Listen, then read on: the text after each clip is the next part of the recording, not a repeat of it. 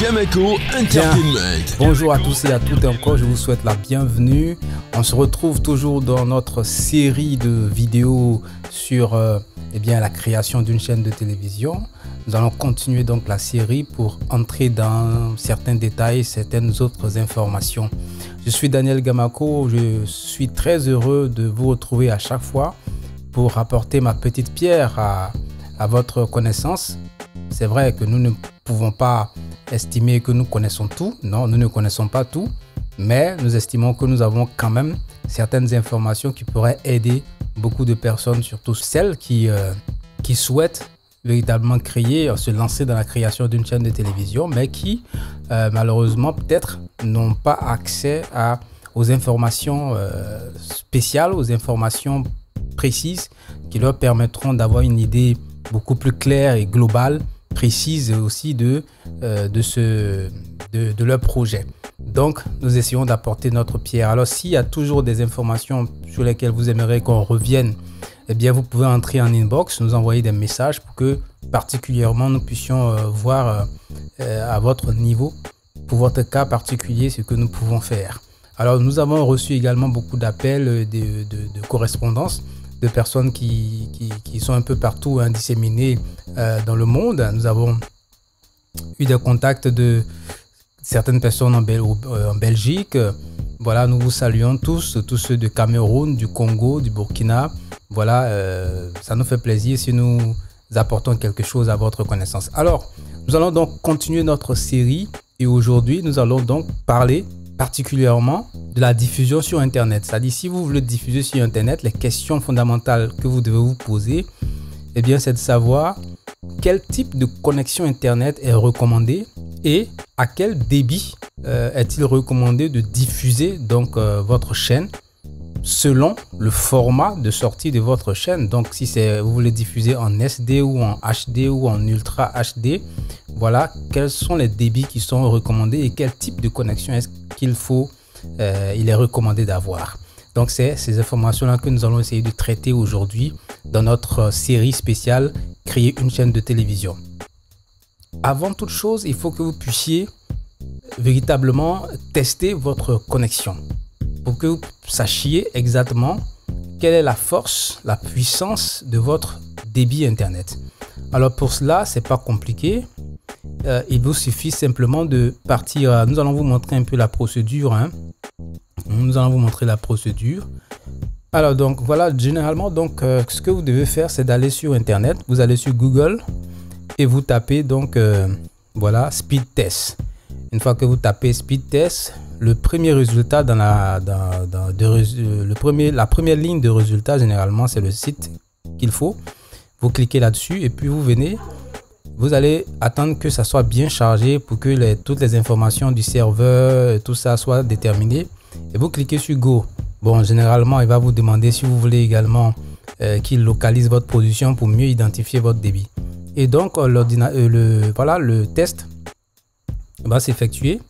Voilà, on voit un peu le test qui s'effectue et ça nous permettra donc de définir quelle est la puissance de notre connexion Internet. Et puis vous allez voir tout à l'heure, on va parler de quelque chose de très important. Suivez très bien, restez bien focus et je vais vous présenter tout à l'heure parce que vous allez voir que il fait deux types de textes. Et on va bien le voir tout à l'heure, je vais bien agrandir pour que vous puissiez voir, voilà. Alors, vous voyez qu'il y a deux résultats qui s'affichent. Il y a un résultat au niveau du téléchargement qui est ici, par exemple, ça c'est une connexion 4G, voilà, que nous avons testé. 47,30 mégabits en téléchargement. Et puis, vous voyez la deuxième information qui est là. C'est mis 25,27 mégabits par seconde. Ça, c'est le téléversement. Alors, il faut bien comprendre que ce qui est le plus important, lorsque nous voulons faire une diffusion sur Internet, ce qui est le plus important, eh bien, c'est l'information que nous avons au niveau du téléversement. Voilà, au niveau du téléversement, c'est ce qu'on appelle le upload. En anglais, c'est ce qu'on appelle le upload, c'est-à-dire le envoyer des fichiers. C'est ce débit d'Internet téléversement là qui permet d'envoyer des fichiers, donc de faire sortir des fichiers pour aller dehors. Le premier, ça c'est le download, c'est-à-dire le téléchargement. Donc on fait descendre les fichiers. Mais le deuxième, c'est upload. C'est ça qui est téléversement. C'est ce qui est le plus important. Donc ici, nous voyons que nous avons par exemple 25 mégabits. Voilà, 25 mégabits seconde. Ce qui veut dire que notre débit Internet n'est pas mal quand même. Mais il faut rappeler que nous sommes en connexion 4G ici. Et ça, nous allons revenir encore là-dessus un peu plus tard. Mais nous sommes en connexion 4G. Je vais vous montrer encore un autre test. Ok. Je vais vous montrer un autre test ici. Ça, c'est un test qui a été effectué sur un débit de 100 mégabits en fibre optique. Voilà, c'est un débit testé sur une connexion en fibre optique de 100 mégabits. Alors, vous pouvez donc voir ici que nous avons donc 90,1 en descendant, c'est-à-dire en download, et puis 72,8 en upload. Le précédent, c'était environ 25 mégabits en upload. Ici, on est à 72. Vous voyez un peu la différence entre la puissance d'une connexion 4G et puis la puissance d'une connexion en fibre optique, ici à 100 mégabits seconde. Je vais vous montrer encore, par exemple, un autre test. Ici, on va voir un autre test ici. Alors, voyons là. Nous sommes ici sur un débit Internet qui est de 1 gigabit seconde. 1 gigabit seconde. Alors ça, c'est une connexion qui est... Enfin, c'est la connexion Internet que moi j'ai sur mon serveur qui est aux États-Unis. Alors, vous voyez la différence de connexion. Nous sommes ici en descendant en download. Nous sommes à 463,27 mégabits en download, en téléchargement. Et puis, nous sommes à 904,19 mégabits. 904,19 mégabits seconde en upload, donc en téléversement. Voilà, donc ça, c'est un autre test de débit. Donc, voici, vous avez vu donc 3 différents tests. Nous avons testé une connexion 4G. Nous avons testé une connexion fibre optique de 100 mégabits et nous venons de voir tout à l'heure une connexion là à l'écran qui est une connexion de 1 gigabit seconde. Alors, nous allons donc poursuivre notre parcours de test. Nous allons voir ici, ça c'est un site qui permet de calculer à peu près à quel débit vous devez diffuser votre chaîne selon que c'est une chaîne en SD ou en HD ou etc. Alors ce qu'il faut faire d'abord ici, c'est de sélectionner le débit. Vous vous rappelez tout à l'heure quand on a fait les tests de débit, le deuxième chiffre qu'on obtenait, c'est ce deuxième chiffre là qu'on va mettre ici au niveau du 25 où c'est défini 25 mégabits, 100 mégabits et puis 200 mégabits. On choisit donc le débit sortant. Le débit montant, le upload ou le téléversement, c'est ce qu'on choisit. Sinon, le débit descendant, c'est pas ça qui est important. Voilà. Alors ensuite, on va définir est-ce que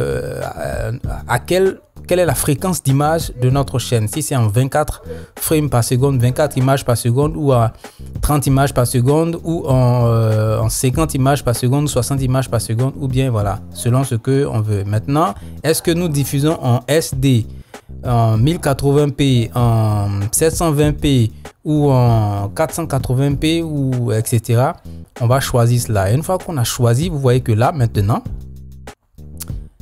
vous voyez bien là que ici maintenant le calculateur nous donne l'intervalle de débit que nous devons inscrire dans notre logiciel, dans notre encodeur pour pouvoir faire la diffusion. Ici par exemple, j'ai choisi une chaîne qui est en 720p, c'est-à-dire que bon, une chaîne en HD, c'est le petit niveau de HD.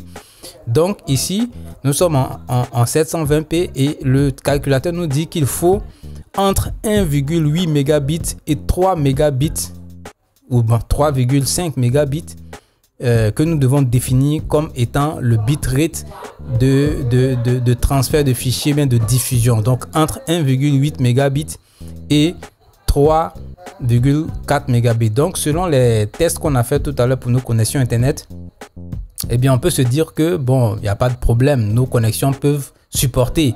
Parce que si, par exemple, pour le premier test, on était à 25 mégabits à peu près en upload, donc en téléversement, si dans les 25, on nous demande de choisir 3 mégabits, bon, c'est raisonnable. Ok, ça peut se faire, c'est bon. Donc, on suppose que, par exemple, bon, on peut se dire que ça va, ça peut aller. Mais seulement que, je vais vous montrer un deuxième test que j'ai fait ici. Voilà. C'est un deuxième test que j'ai fait sur la même connexion 4G. La même connexion 4G, je vais vous montrer le premier test que j'avais fait. Le premier test que j'avais fait, donc le voici, on était à 25 mégabits. Je vais vous montrer. Alors, le premier test, on était à 25, à peu près 25,7 mégabits en téléversement, donc en upload. Alors, le deuxième test sur la même connexion, regardez ce que ça donne. En upload, nous sommes à 1,34 mégabits sur une connexion 4G. Alors, vous voyez un peu la variation qu'il y a eu. C'est-à-dire que sur une même connexion, dans la même journée, ce test-là, excusez-moi, ce test a été fait dans la même journée, sur la même connexion 4G. De 25 mégabits, nous sommes descendus à 1,34 mégabits. Alors, du coup, on retombe donc sur cette question-là. Quel type de connexion Internet il est recommandé d'utiliser? Donc, ce qui veut dire que ici, on se rend bien compte qu'une connexion 4G n'est vraiment pas du tout recommandée pour faire une diffusion d'une chaîne en continu sur Internet, même si c'est une diffusion temporaire, une diffusion sporadique qu'on veut faire par exemple d'un événement. C'est pas très conseillé parce que le problème avec les connexions 4G, c'est qu'elles sont très fluctuantes. Elles vacillent beaucoup, elles ne sont pas stables. Vous voyez que de 25 mégabits en upload, on est descendu immédiatement à 1,34 mégabits. Ce qui veut dire que si vous étiez en train de diffuser, que vous aviez défini par exemple 3 mégabits pour votre diffusion, à partir du moment où la connexion descend à 1,34 mégabits, vous allez vous rendre compte que votre diffusion va être entrecoupée et il sera difficile pour les téléspectateurs de regarder votre chaîne et il y aura même des moments où le signal même va se couper totalement parce que si vous diffusez en 3 mégabits et que votre connexion est moins de 3 mégabits puisqu'elle est moins de 2 mégabits, ça veut dire que le signal ne peut pas sortir. Voilà, le signal ne peut pas sortir et donc la connexion va s'entrecouper à mort et ça va vraiment être dégueulasse. Donc du coup, aujourd'hui, ce que moi je conseille donc pour faire la diffusion de façon stable, il faut donc une connexion en fibre optique de moins au minimum 100 mégabits seconde. Ok, il faut une connexion en fibre optique de 100 mégabits seconde au minimum. Et là encore, il va falloir véritablement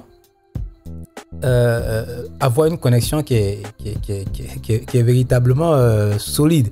Parce qu'il ne s'agit pas de dire une connexion de 100 mégabits, mais il s'agit de savoir est-ce qu'en réalité, le débit qui est réel qu'on reçoit est un débit qui correspond à ce 100 mégabits.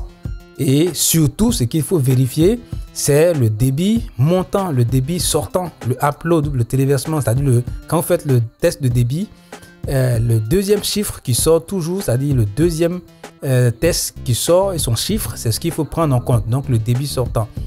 Donc, il faut s'assurer que votre connexion est stable et que au cours d'un mois, par exemple, vous ne pouvez pas constater de coupure totale parce qu'on se rend compte, généralement en Afrique, les infrastructures ne sont pas encore véritablement solides.